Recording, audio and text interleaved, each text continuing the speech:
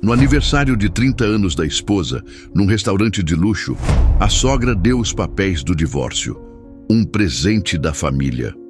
O marido gravou a reação dela para se divertir. Ela agradeceu, assinou na hora e foi embora. Eles não faziam ideia do que ela já havia descoberto.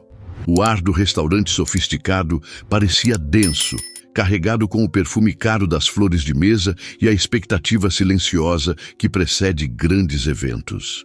Para Paula, aquela noite deveria ser a celebração de sua chegada aos 30 anos, um marco que ela esperava que trouxesse consigo uma nova fase de aceitação e paz. Sentada na cadeira de veludo vermelho, ela ajeitou o vestido simples, mas elegante, que escolhera com tanto cuidado, sentindo-se um peixe fora d'água naquele aquário de luxo. Do outro lado da mesa, sua sogra, Luciana, a observava com um sorriso fino, quase imperceptível, um daqueles sorrisos que não alcançavam os olhos e que Paula aprendera a temer. Ao lado dela, Carlos, o sogro, mantinha uma postura de neutralidade cúmplice, um homem que há muito havia abdicado de sua voz em favor da esposa. E ao seu lado, seu marido, João, parecia vibrar com uma ansiedade contida, o celular pousado discretamente sobre a toalha de linho, pronto para a ação. A atmosfera era uma teia de aranha tecida com fios de cordialidade falsa, e uma tensão que Paula sentia na pele, mas que em sua eterna esperança atribuía à formalidade da ocasião. Ela ainda não sabia, mas aquela noite não seria sobre celebração. Seria sobre execução. A vida de Paula com a família de João sempre fora um campo minado de sutilezas cruéis. Ela era uma auxiliar de classe em uma pequena escola infantil no bairro onde crescera, um trabalho que pagava pouco, mas que enchia seus dias de um propósito genuíno. O cheiro de giz, as risadas das crianças e os abraços apertados no fim do dia eram seu refúgio, o mundo real onde ela se sentia valorizada. Para Paula, não havia nada mais nobre do que ajudar a moldar as primeiras letras e os primeiros sonhos de uma criança.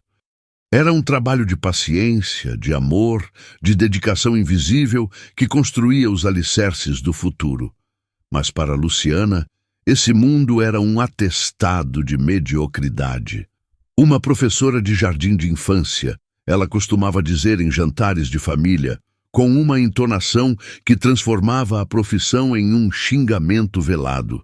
A frase era sempre seguida por um suspiro teatral, como se o simples fato de pronunciar aquelas palavras lhe causasse um desconforto físico.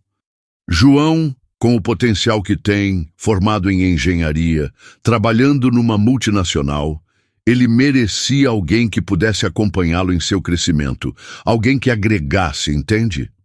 A palavra agregar era sempre dita com um peso especial, como se Paula fosse um passivo, um fardo que o filho carregava por algum capricho juvenil, ou pior, por uma caridade inexplicável. Nos encontros de família, a profissão de Paula era o elefante na sala, um tópico que Luciana fazia questão de cutucar com sua vara de ironias. Se um primo anunciava uma promoção no mercado financeiro, Luciana olhava para Paula e dizia: "Vê, querida, o mundo dos negócios é tão dinâmico, exige tanto." A frase ficava no ar, a continuação implícita de que o mundo de Paula era estático e não exigia nada além de cantar ciranda cirandinha. Se uma prima recém-casada contava sobre as viagens internacionais que fazia com o marido executivo, a sogra comentava: "Que maravilha poder ampliar os horizontes, conhecer outras culturas. Isso enriquece tanto a alma e, claro, o currículo." Cada comentário era uma flecha envenenada, disparada com um sorriso nos lábios para que qualquer reação de Paula parecesse um exagero, uma falta de senso de humor. Carlos, o sogro, era uma figura fantasmagórica nesses eventos. Ele apenas balançava a cabeça, concordando silenciosamente com a esposa, seus olhos vazios de qualquer opinião própria. Ele era o eco de Luciana, a sombra que validava sua crueldade com uma passividade ensurdecedora. E João? João era talvez a maior de todas as decepções.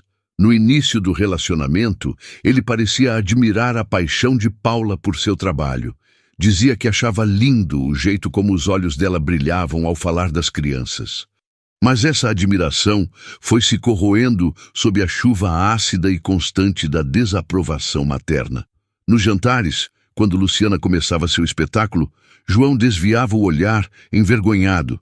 Ele mexia no guardanapo, olhava para o teto, para o próprio prato, para qualquer lugar que não fosse o rosto da esposa, que buscava nele um pingo de apoio. Ele nunca a defendia, nunca dizia: "Mãe, pare com isso, eu amo a Paula e respeito o que ela faz." Seu silêncio era uma traição diária, uma concordância tácita que doía mais do que as palavras afiadas de Luciana. Aos poucos, ele mesmo começou a internalizar o discurso da mãe. Começou a sugerir de forma sutil que Paula talvez devesse procurar algo mais. "Amor, você é tão inteligente", ele dizia nas raras vezes em que conversavam sobre o futuro. "Você poderia fazer um concurso público, tentar uma área administrativa. Pensa no salário, na estabilidade." O que ele chamava de preocupação, Paula o via como vergonha. Ele não queria que ela fosse mais feliz ou mais realizada. Ele queria que ela fosse mais apresentável, que tivesse uma profissão cujo nome soasse bem nos círculos sociais de sua família. A humilhação era uma constante, servida em doses homeopáticas nos almoços de domingo, nas festas de fim de ano, nos comentários passivo-agressivos que minavam sua autoestima como uma gota d'água furando uma pedra. Paula começou a se sentir pequena, inadequada. Passou a evitar falar sobre seu trabalho, a dar respostas vagas quando perguntada sobre seu dia. Ela se encolhia para caber em um espaço que a família de João, deliberadamente, tornava cada vez menor. A alegria que sentia na escolinha era ofuscada pela ansiedade que sentia ao chegar em casa. O amor que sentia por João era constantemente testado pela cumplicidade dele na sua desvalorização. Ela vivia em um estado de alerta permanente, tentando antecipar o próximo ataque, a próxima piada, o próximo suspiro de desdém. E em meio a tudo isso, ela se sentia profundamente sozinha, presa em uma teia familiar que parecia determinada a consumi-la por completo, deixando para trás apenas uma casca vazia que atendesse às expectativas de Luciana. Aquele jantar de aniversário, naquele restaurante caro, era apenas o ápice de um longo e meticuloso processo de demolição. Cansada de ser o alvo das piadas e do desprezo silencioso, Paula tomou uma decisão que mudaria o curso de sua vida, embora não da forma que ela imaginava. Se o problema era sua falta de nível, ela o elevaria. Juntou as economias que guardava para uma emergência, sacrificou suas poucas horas de descanso e matriculou-se em um curso noturno de pedagogia em uma universidade particular. Não era a USP ou a Unicamp que Luciana tanto idolatrava, mas era um passo. Era um sonho antigo, uma forma de validar sua paixão e, quem sabe, alcançar um novo patamar profissional que finalmente silenciaria as críticas. As noites se tornaram uma maratona de ônibus lotados, aulas densas e madrugadas debruçadas sobre livros, com o cheiro de café velho impregnado em seus cabelos e a exaustão pesando em seus ombros. Ela chegava em casa depois das 11, com o corpo moído, mas com uma centelha de esperança no peito. Cada conceito aprendido, cada trabalho entregue, cada nota alta no boletim era uma pequena vitória pessoal, um tijolo que ela colocava na construção de sua nova identidade. Quando finalmente criou coragem para contar a novidade à família do marido, durante um almoço de domingo, esperando um pingo de reconhecimento, a reação de Luciana foi um balde de gelo. "Faculdade à noite? Ah, querida, que esforço!" lhe disse ela, com um tom de falsa compaixão, enquanto cortava seu filé mignon com precisão cirúrgica. Mas você sabe que o mercado é competitivo. Um diploma desses hoje em dia não garante nada. É só um papel na parede. Ela fez uma pausa, limpou os lábios com o guardanapo de tecido e continuou, olhando para João. O que o seu marido precisa, e o que toda família de bem espera, é de uma esposa com um círculo social elevado, com contatos, com um sobrenome que abra portas. Não com um canudo de uma faculdade qualquer de periferia. A palavra periferia foi dita com um nojo contido, como se fosse algo sujo. Cada palavra era um golpe, desferido com a precisão de quem sabe exatamente onde dói. Aquele esforço monumental, que para Paula era um ato de coragem e superação, era reduzido a nada, a uma tentativa patética de se encaixar em um mundo que, segundo Luciana, jamais a aceitaria. João, mais uma vez, permaneceu em silêncio, o olhar fixo em seu prato, como se a comida fosse a coisa mais interessante do mundo. Naquele momento, Paula entendeu que não importava o que ela fizesse, não importava se ela se tornasse a melhor pedagoga do país, se ganhasse um prêmio Nobel. Para Luciana, ela sempre seria a garota simples do bairro errado, a mulher que não era boa o suficiente para seu filho precioso. A luta não era para ser aceita, a luta era para sobreviver àquela rejeição constante. E a energia para lutar estava se esvaindo. Apesar do desencorajamento brutal de Luciana, Paula persistiu. A faculdade, que antes era uma ponte para a aceitação, transformou-se em uma fortaleza pessoal.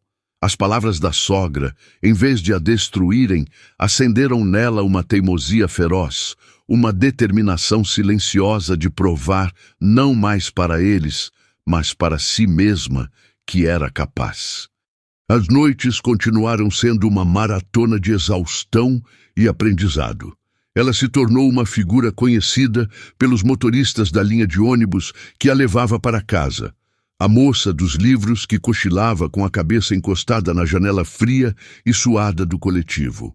Em sala de aula, ela absorvia cada palavra dos professores, participava dos debates com uma paixão que impressionava os colegas, muitos deles jovens que ainda não entendiam o peso de uma segunda chance.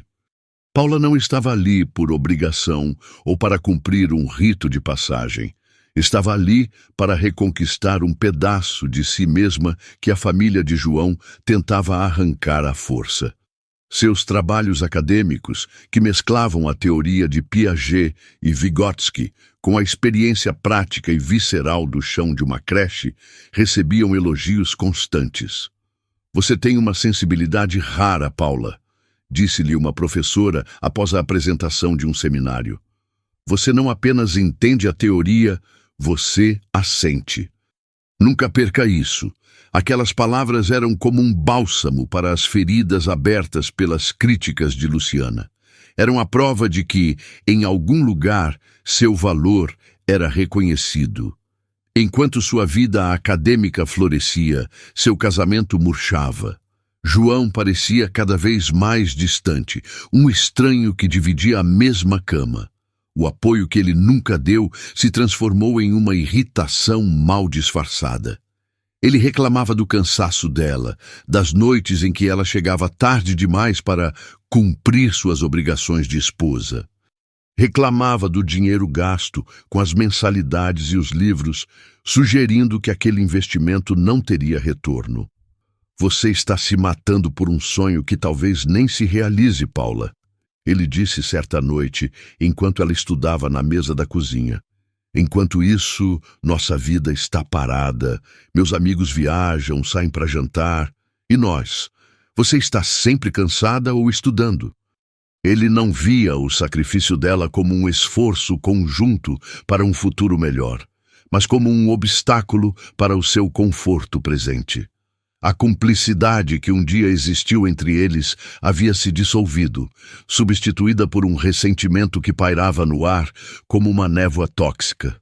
Paula percebeu com uma dor surda no peito que estava lutando em duas frentes, contra a hostilidade aberta de sua sogra e contra a indiferença corrosiva de seu marido. O ambiente na escola infantil, que sempre fora seu porto seguro, também começou a mudar.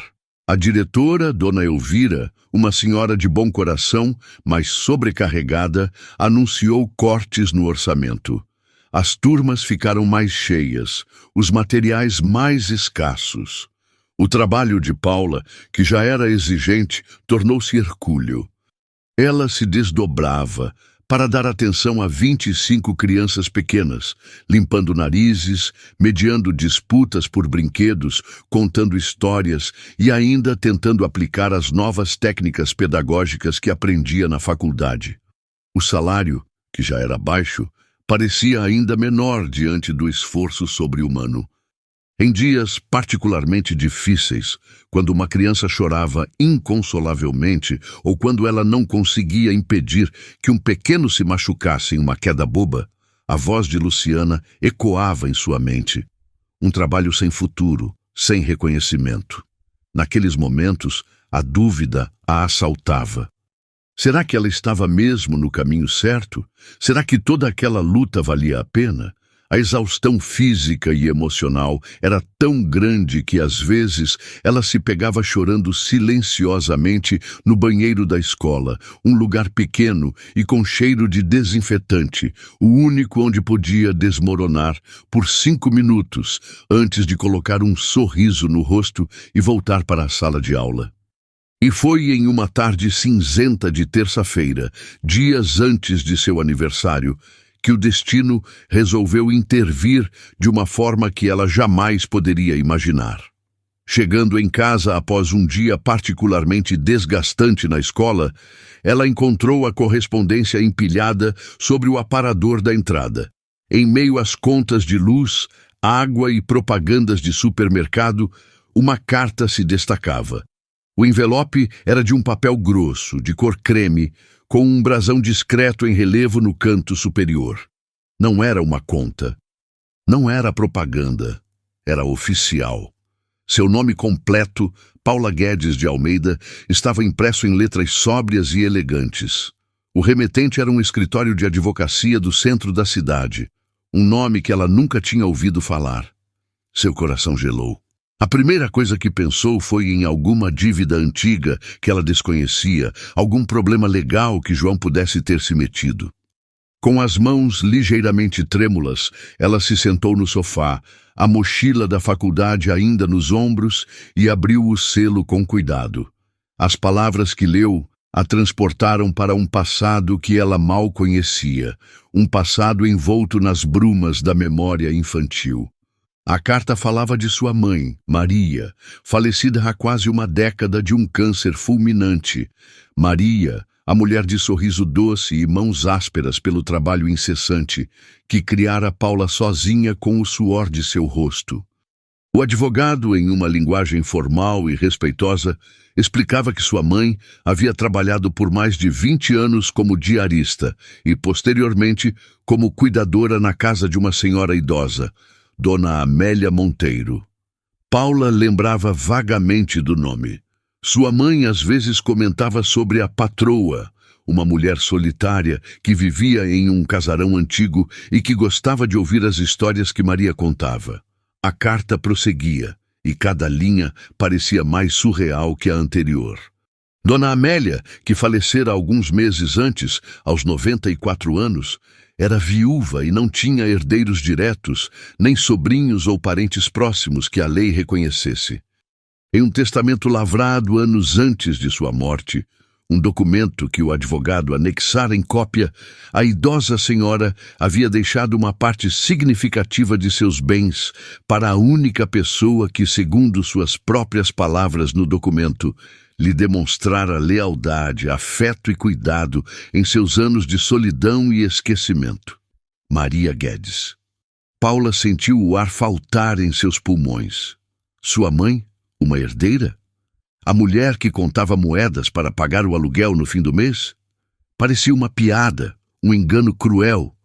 Mas a carta era clara, e a cópia do testamento com o reconhecimento de firma do cartório parecia inquestionavelmente real.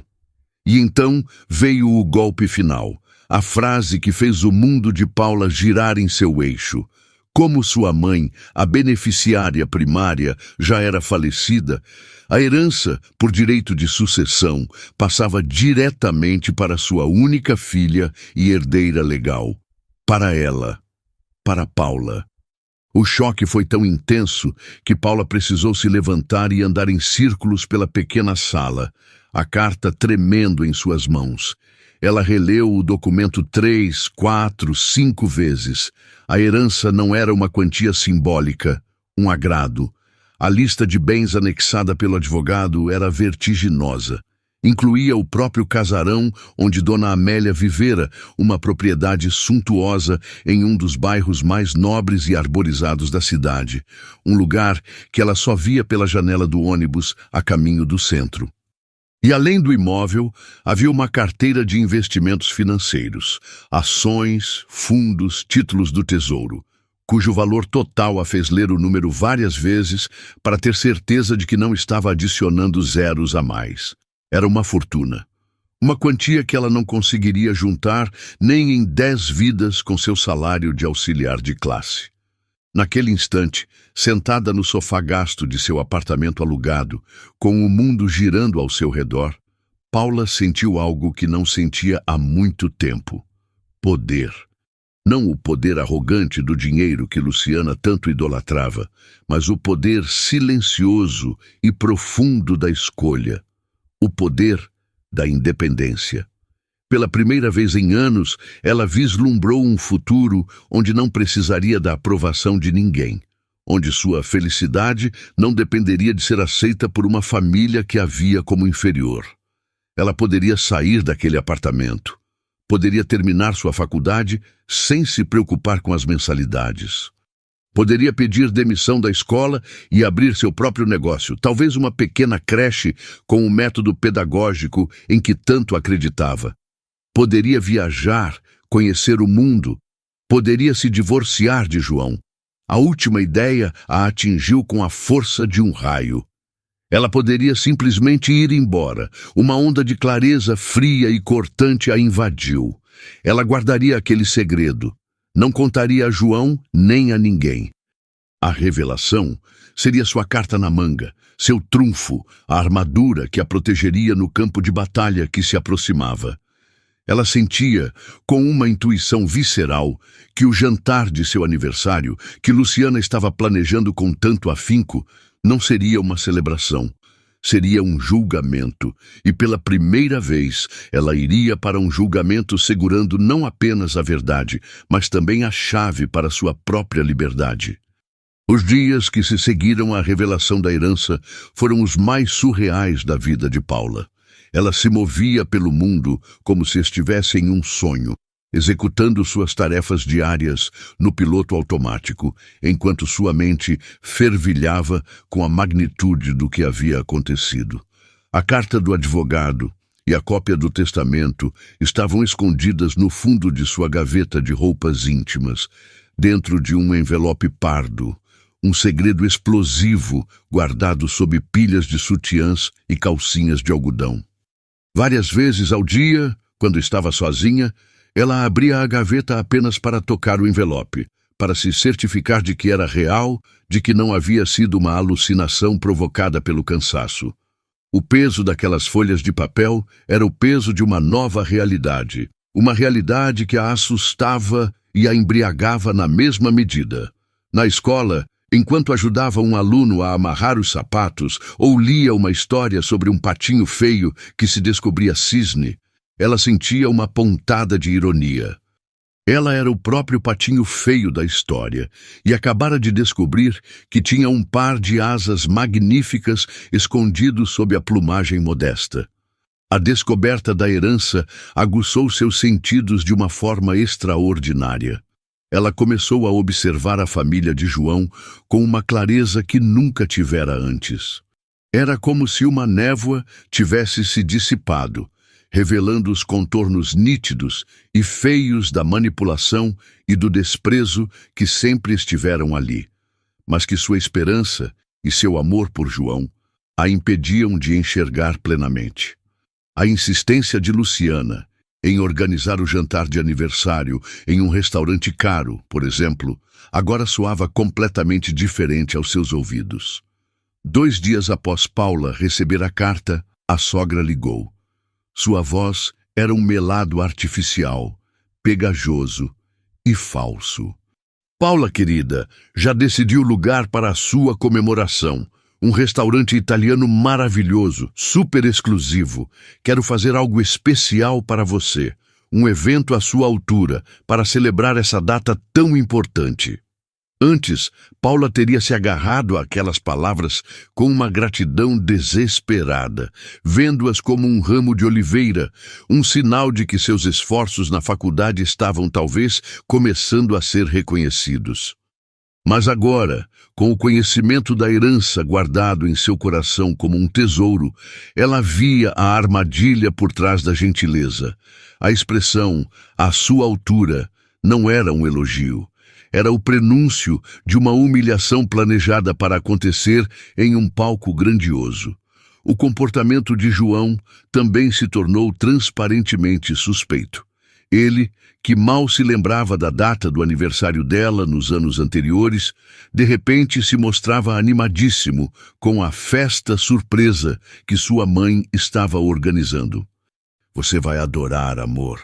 Mamãe está caprichando", ele dizia com um brilho estranho nos olhos, um entusiasmo que não combinava com a apatia que vinha demonstrando há meses. Ele trocava mensagens de texto constantes com a mãe e a irmã, sorrindo para a tela do celular de um jeito conspiratório.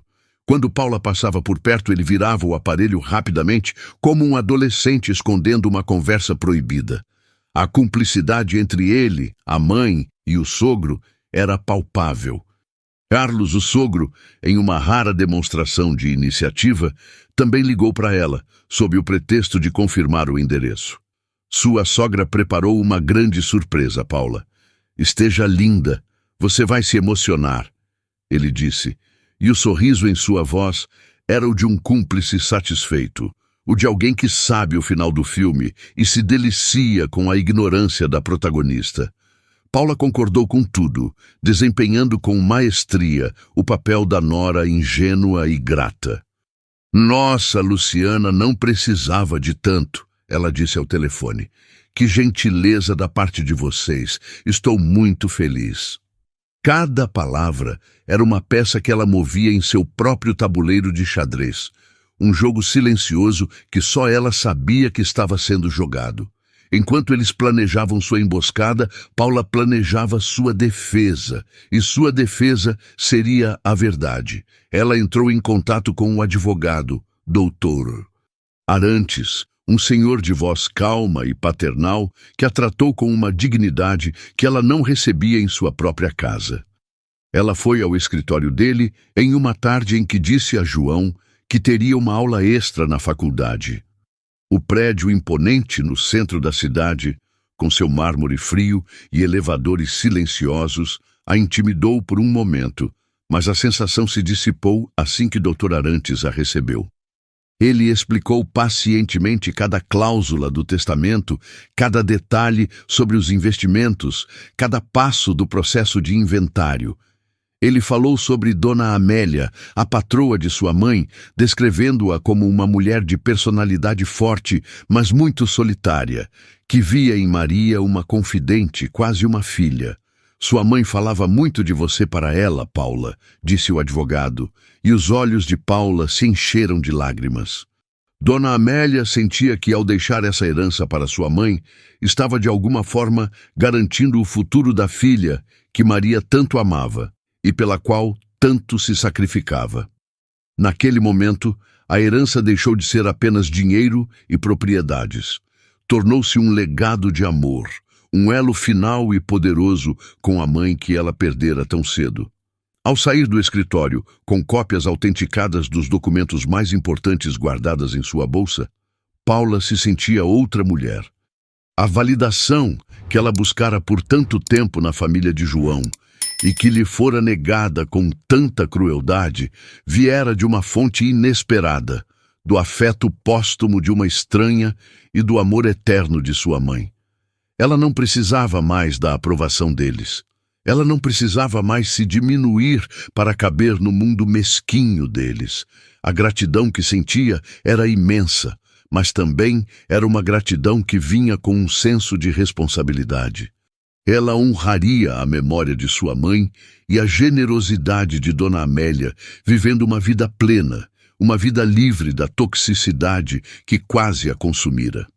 O plano para o jantar de aniversário começou a se formar em sua mente, não como um ato de vingança, mas como um ato de libertação. Ela não iria para a guerra, iria para a sua declaração de independência. Nos dias que antecederam a festa, Paula se preparou como uma atriz se prepara para o papel de sua vida. Ela continuou sua rotina, foi para a escola, para a faculdade, cuidou da casa. Mas por dentro, ela estava em um estado de calma e foco absolutos.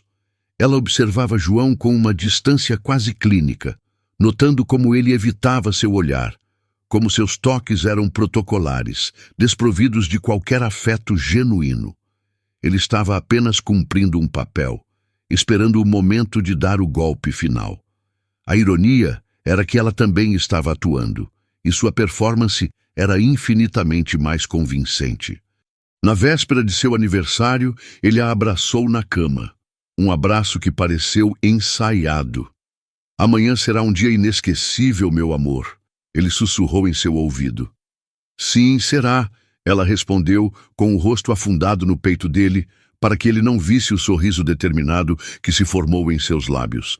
Ele pensava que estava se despedindo da esposa pobre e sem futuro. Mal sabia ele que estava se despedindo de uma mulher que em poucas horas se tornaria mais rica e poderosa do que ele jamais sonhara ser. A contagem regressiva para a noite do acerto de contas havia começado, e Paula, pela primeira vez, sentia que tinha o controle total do roteiro. O presente que Luciana havia preparado com tanto esmero seria, de fato, o marco de uma nova vida para Paula. Mas o resultado final seria muito diferente do que a sogra havia planejado em seus sonhos mais maldosos. A noite do 30º aniversário de Paula chegou com um céu de veludo escuro, salpicado de estrelas indiferentes ao drama que estava prestes a se desenrolar na terra. Paula se arrumou com um cuidado ritualístico, uma calma que era a antítese da tempestade que se formava no horizonte de sua vida. Ela escolheu um vestido preto, de corte simples e tecido fluido, que comprara em uma liquidação meses antes. Não era uma peça de grife, mas em seu corpo, transformado pela nova autoconfiança, ele adquiria uma elegância discreta e poderosa. Ela prendeu os cabelos em um coque baixo, deixando alguns fios soltos para emoldurar o rosto, e aplicou uma maquiagem leve, apenas um batom vermelho escuro, como um ponto de coragem em seus lábios. Ao se olhar no espelho do quarto, ela não viu a moça cansada e insegura de semanas atrás. Viu uma mulher no limiar de sua própria história, uma soberana prestes a reivindicar seu reino.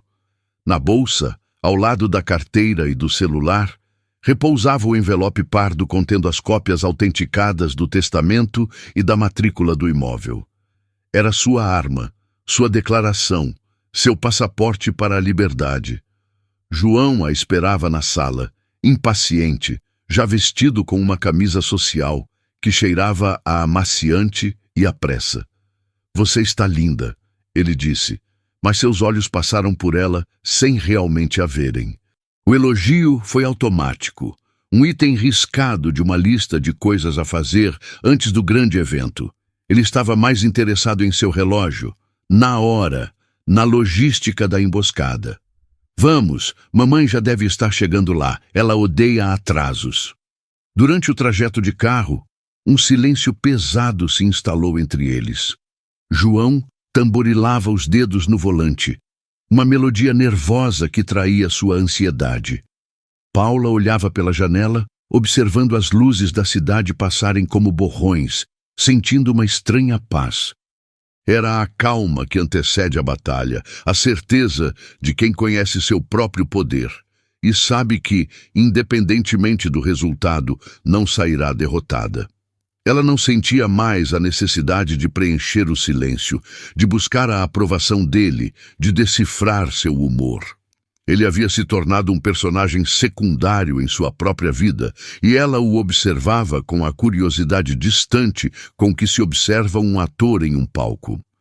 O restaurante escolhido por Luciana era exatamente como Paula imaginara, ostensivamente luxuoso.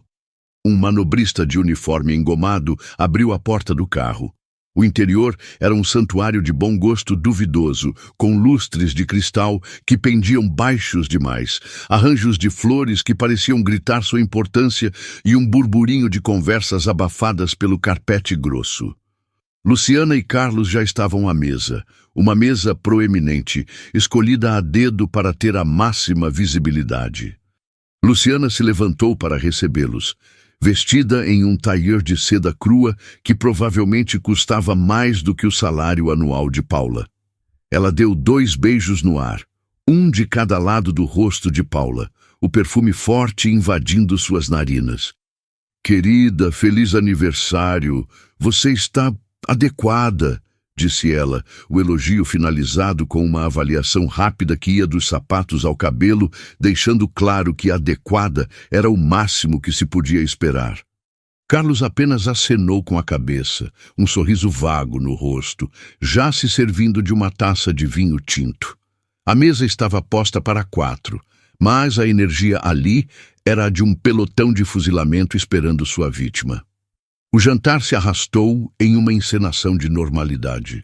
Luciana falava incessantemente sobre sua última viagem à Europa, sobre o filho de uma amiga que acabara de passar em um concurso para diplomata, sobre a desvalorização do mercado imobiliário em bairros menos favorecidos.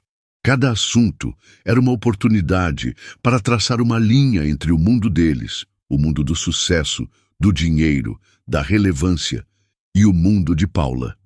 Ela fazia perguntas a Paula sobre a faculdade, mas não esperava pelas respostas, interrompendo-a para contar uma anedota ou para chamar o garçom. Era uma performance, um monólogo projetado para reafirmar o status e diminuir Paula antes do golpe de misericórdia. Paula, por sua vez, comia lentamente, saboreando a comida cara que, em breve, ela poderia comprar quando quisesse. Ela respondia às perguntas com monossílabos, sorrindo serenamente, uma calma que começou a perturbar o roteiro de Luciana. A sogra esperava uma nora ansiosa, tagarela, desesperada por aprovação. Em vez disso, encontrou uma esfinge, uma mulher tranquila e observadora que parecia estar se divertindo com o espetáculo. João estava visivelmente tenso.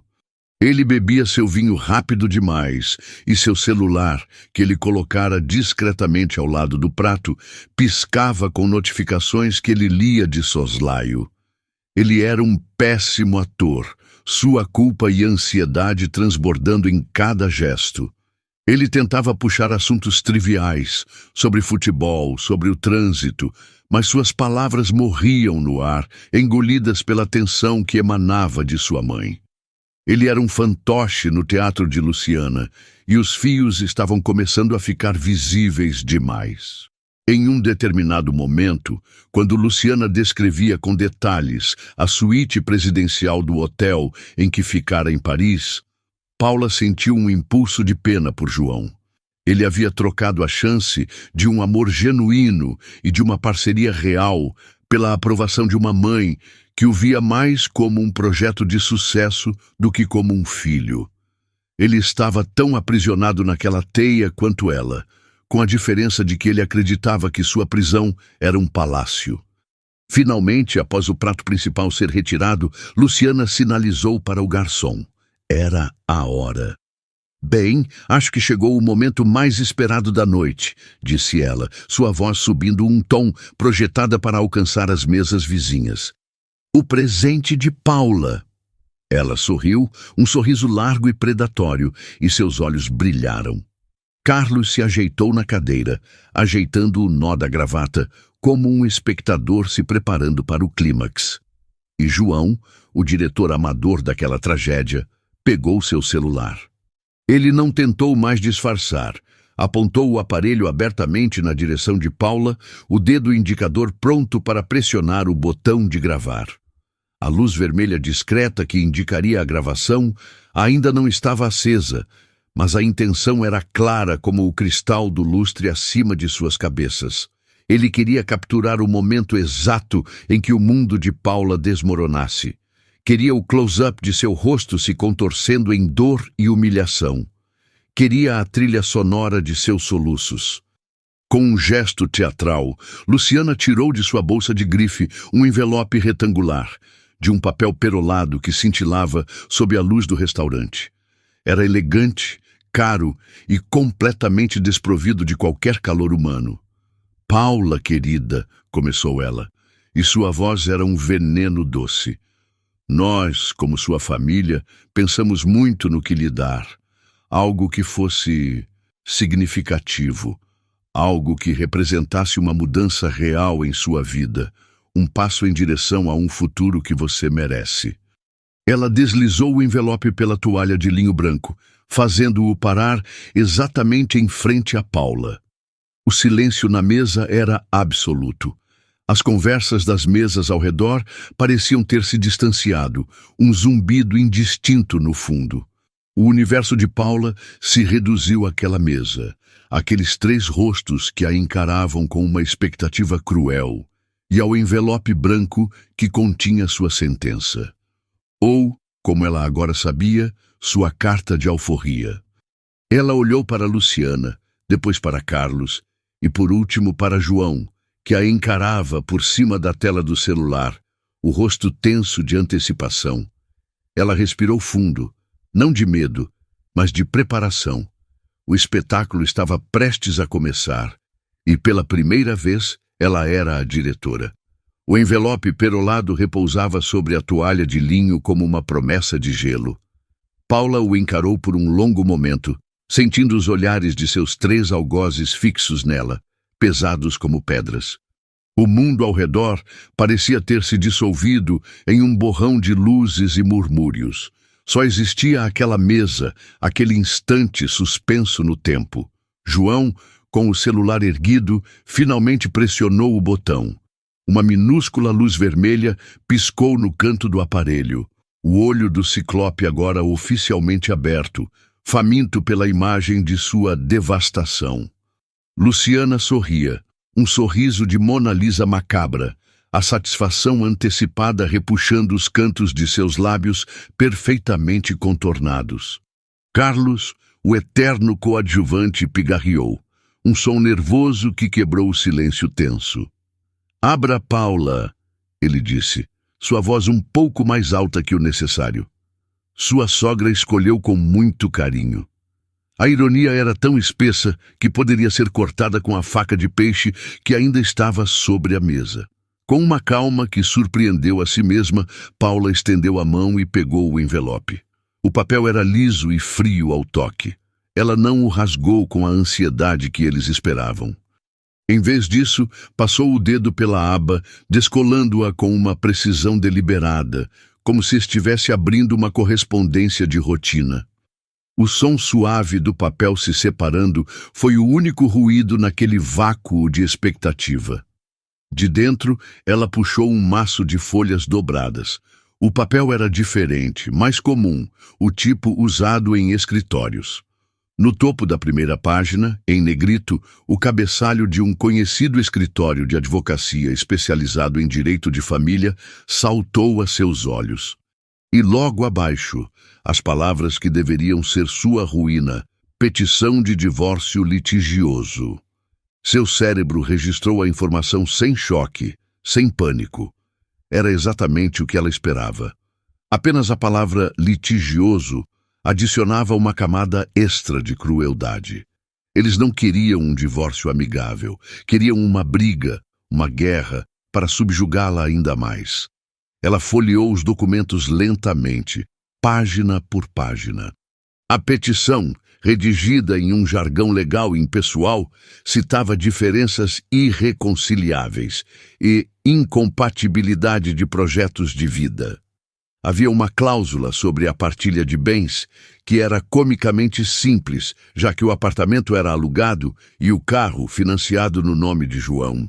E no final, a linha pontilhada para sua assinatura, um espaço em branco esperando para selar seu destino de acordo com o roteiro deles.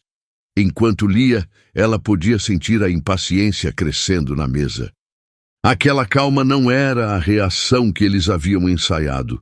Onde estavam as lágrimas? Onde estava a súplica? O não, João, por favor, não faça isso.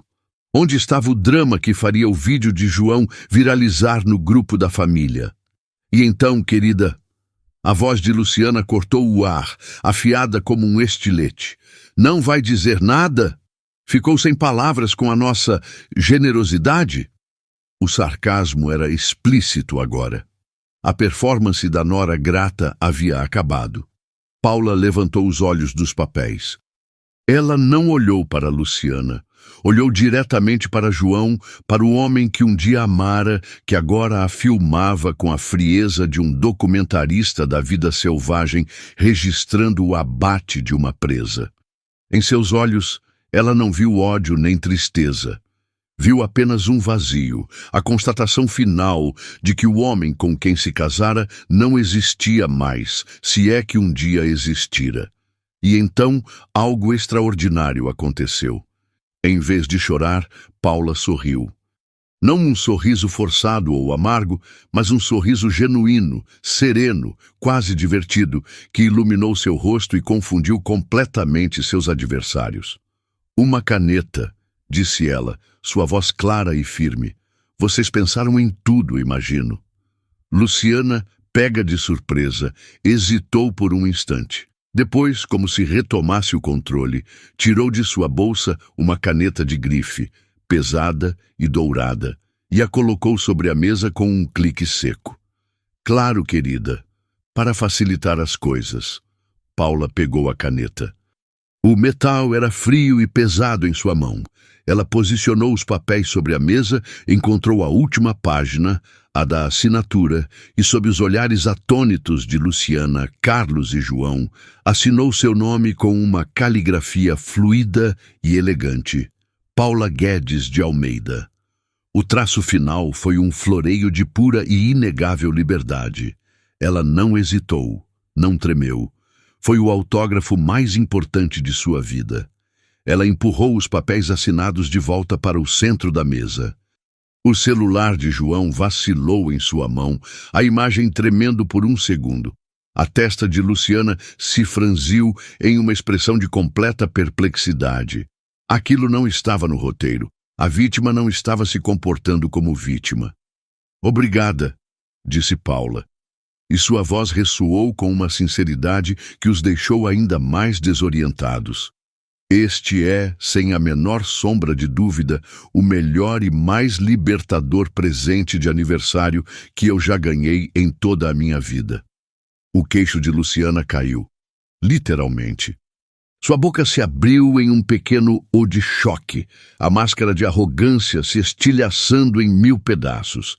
Carlos piscou várias vezes, como se tentasse ajustar o foco de uma cena que não fazia sentido. João baixou o celular, esquecendo-se completamente de sua gravação. O quê? Ele balbuciou, a palavra saindo como um sopro. Você está assinando? Assim? Sem discutir? Discutir o quê, João? Ela respondeu, e pela primeira vez havia um toque de aço em sua voz. Que vocês são cruéis, que planejaram me humilhar publicamente no meu aniversário, que você é um covarde que se esconde atrás da saia da sua mãe. Não há nada para discutir, apenas para constatar e para agradecer. Vocês me deram a minha liberdade de bandeja. E então, antes que eles pudessem se recuperar do primeiro choque, Paula desferiu o segundo, o golpe de mestre que ela guardara com tanto cuidado. Com a mesma calma deliberada, ela se inclinou, abriu sua bolsa e tirou de dentro o envelope pardo. Ele parecia modesto, quase pobre, em comparação com o envelope perolado de Luciana, mas continha um poder infinitamente maior. Ela o colocou sobre a mesa, ao lado dos papéis do divórcio. Já que estamos em uma noite de presentes que mudam vidas e de grandes revelações, começou ela, e sua voz agora tinha um timbre de autoridade que fez todos na mesa se encolherem. Eu também tenho uma novidade para compartilhar com vocês. Ela fez uma pausa, olhando ao redor. As mesas vizinhas, que antes apenas observavam com curiosidade, agora estavam em silêncio, completamente cativadas pelo drama. Os garçons pararam a uma distância respeitosa.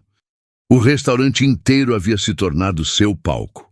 Alguns dias atrás, ela continuou olhando diretamente nos olhos de Luciana. Eu descobri que a vida, às vezes, tem um senso de justiça poético e maravilhoso.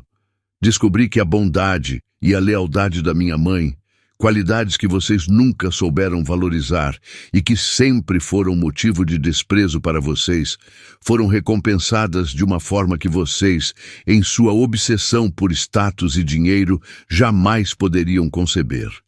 Ela abriu o envelope pardo e tirou de dentro a cópia do testamento. Ela desdobrou o documento e o alisou sobre a mesa. Eu recebi uma herança, anunciou ela, e as palavras soaram como um trovão no silêncio do restaurante. Uma herança deixada pela antiga patroa da minha mãe. Uma herança que inclui... Ela fez uma pausa, saboreando cada palavra. Uma casa em um dos bairros mais caros desta cidade. E uma independência financeira que me permite nunca mais, em toda a minha vida, ter que ouvir de ninguém que eu não sou à altura. O impacto daquelas palavras foi imediato e devastador.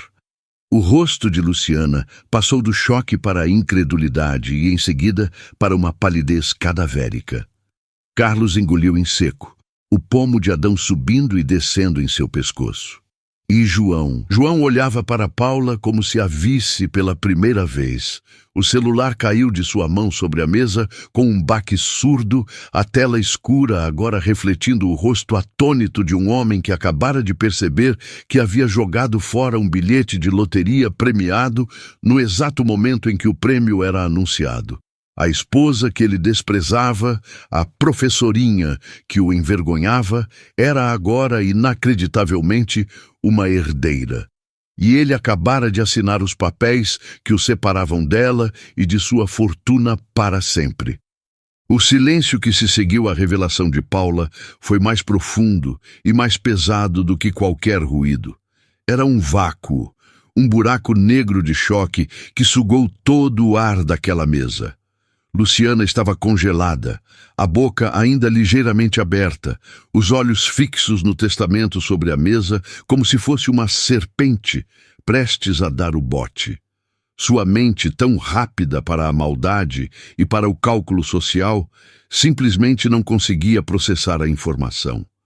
A narrativa que ela construíra por anos, a de Paula como uma coitada, uma usurpadora de status inferior, havia se desintegrado em segundos, e o que restou em seu lugar foi uma realidade humilhante. A nora que ela tentara esmagar era agora, por um golpe do destino, mais rica e mais poderosa do que ela talvez jamais fosse. A caça havia virado a caçadora, e a armadilha que ela montara com tanto esmero havia se fechado sobre ela mesma. Carlos, pela primeira vez, parecia ter uma expressão própria. Era uma mistura de espanto e um pavor quase cômico. Ele olhava de Paula para a esposa e de volta para Paula, como se assistisse a uma partida de tênis em que uma das jogadoras de repente sacasse um canhão. Ele abaixou os olhos, encarando o próprio colo, um homem derrotado que finalmente percebia que havia apostado no cavalo errado. Sua cumplicidade silenciosa, sua passividade conveniente, agora lhe custavam a vergonha de estar associado àquele fiasco monumental. João, por sua vez, estava catatônico. O celular esquecido sobre a mesa era um epitáfio para sua estupidez. Ele olhava para Paula, para a mulher serena e forte à sua frente, e a imagem não se encaixava com a figura frágil que ele e sua mãe haviam tentado criar e destruir. A percepção do que ele havia perdido, não o dinheiro, mas a mulher que ele subestimara tão profundamente, começou a despontar em sua mente com a clareza dolorosa de uma manhã de ressaca. Ele não apenas se divorciara de uma herdeira, ele se revelara um homem pequeno, cruel e manipulado, e tudo isso fora testemunhado por um restaurante inteiro. E então o silêncio foi quebrado, não por ninguém da mesa, mas por um aplauso solitário que veio de um canto do salão. Foi o garçom que o servira, um jovem de olhar atento que assistira a tudo à distância. Seu aplauso foi hesitante no início, mas depois firme. E como uma faísca em palha seca, ele contagiou o ambiente. Uma senhora em uma mesa próxima, que ouvira claramente a declaração de Paula, começou a aplaudir também. Depois, seu marido. Em segundos, uma onda de aplausos se espalhou pelo restaurante. Eram os outros clientes, estranhos, que mesmo sem conhecer toda a história, entendiam a essência do que havia acontecido ali. Eles viram uma mulher ser encurralada e, em vez de sucumbir, ela se erguera com uma dignidade e uma força admiráveis. Eram aplausos para a coragem, para a reviravolta, para a justiça poética que raramente se vê fora das telas de cinema. Paula sentiu o rosto corar, não de vergonha, mas de uma emoção avassaladora. Ela olhou ao redor e viu os rostos sorridentes de estranhos. Pessoas que a apoiavam, que celebravam sua vitória. Era a validação mais pura e inesperada que poderia receber. Ela se levantou, a postura ereta, o queixo erguido. Alisou o vestido preto, um gesto simples que pareceu carregar todo o peso de sua transformação. Ela olhou uma última vez para os 3 rostos pálidos e chocados à sua frente. Não havia mais nada a ser dito. Sua vitória não precisava de um discurso. O silêncio deles, contrastando com os aplausos do restaurante, era a mais eloquente das conclusões. Com uma serenidade que era a sua maior vingança, Paula virou as costas para a mesa, para o casamento fracassado, para os anos de humilhação. E caminhou. Cada passo para fora daquele restaurante era um passo em direção à sua nova vida. O som dos aplausos a acompanhou como uma trilha sonora até a porta, um hino à sua libertação. Ao passar pela porta giratória e sentir o ar fresco da noite em seu rosto, ela respirou fundo, um ar que parecia mais limpo, mais leve. Ela não olhou para trás. Não precisava. O passado estava onde deveria estar. Atrás dela, reduzido a uma memória de uma peça teatral mal ensaiada em que os vilões acabaram se tornando os palhaços. O presente cruel de Luciana não fora o fim de sua história. Fora o prólogo. O verdadeiro best-seller de sua vida estava apenas começando a ser escrito, e pela primeira vez a autora era ela. E assim, com a cabeça erguida e o som da vitória ecoando em seus ouvidos, Paula caminhou para o primeiro dia do resto de sua vida. Uma história como essa nos lembra que, às vezes, os maiores presentes vêm nos pacotes mais cruéis e que a nossa força mais verdadeira floresce justamente quando tentam nos enterrar. Espero que vocês tenham se emocionado e vibrado com a jornada da Paula, tanto quanto eu ao contá-la. Histórias são a alma do nosso canal e a sua presença aqui é o que nos move a encontrar e compartilhar essas narrativas de superação que nos tocam tão fundo. Agora, eu quero muito saber a sua opinião. O que você sentiu com essa virada de jogo? Se pudesse dar uma nota para a coragem da Paula, de 0 a 10, qual seria? Deixe aqui nos comentários. Eu leio todos e adoro ver as reações de vocês. E se você acredita no poder das histórias para inspirar, para curar e para nos fazer sentir menos sozinhos, eu te convido a fazer parte da nossa família. Deixa seu like e se inscreva no canal. Assim, sempre que uma nova história como a da Paula surgir, você será um dos primeiros a embarcar nessa jornada com a gente. Muito obrigado por sua audiência, por seu tempo e por sua sensibilidade. A gente se vê na próxima história.